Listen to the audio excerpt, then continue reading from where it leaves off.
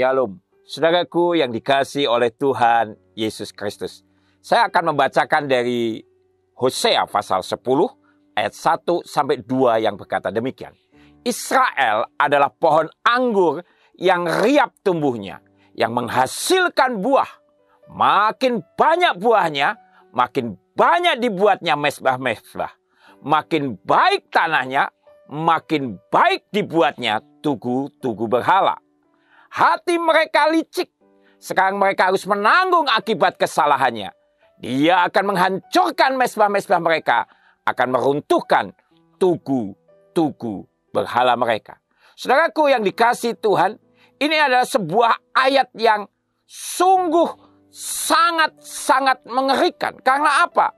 Dikatakan ketika bangsa Israel makin diberkati Tuhan, makin diberkati tanahnya, justru mereka makin menyembah berhala dengan membuat mezbah-mezbah dan tugu-tugu berhala yang makin banyak dan makin baik.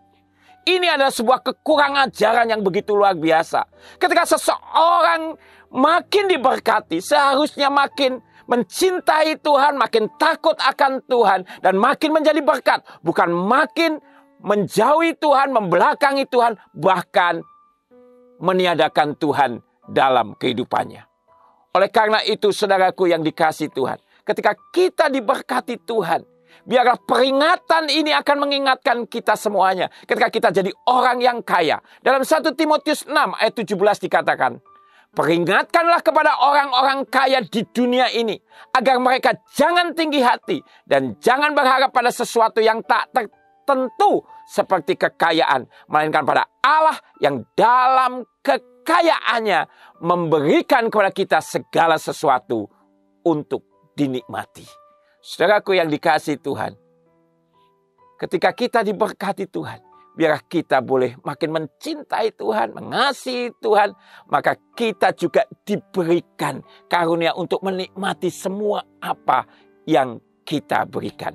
Oleh karena itu, saudaraku yang dikasihi Tuhan, dengan sangat tegas Tuhan Yesus berkata dalam Matius 19 ayat 23. Yesus berkata kepada murid-muridnya, Aku berkata kepadamu, sesungguhnya sukar sekali bagi seorang kaya untuk masuk ke dalam kerajaan surga.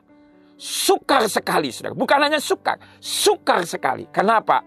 Karena hatinya bukan berpaut pada Allah, tapi pada kekayaannya. Oleh karena itu, biarlah kalau kita hari ini menjadi orang yang diberkati Tuhan dan makin diberkati Tuhan, biarlah kita makin cinta kepada Tuhan, makin mengasihi Tuhan, dan makin menggunakan semua berkat yang sudah kita terima untuk kemuliaan namanya. Dan ketika mungkin kita secara materi belum diberkati, jangan putus asa, tetaplah berharap kepada Tuhan, bekerja keras, dan percayalah berkat Tuhan selalu tersedia bagi orang-orang benar. Haleluya. Amin. Jika saudara diberkati, saya bisa subscribe dan bagikan.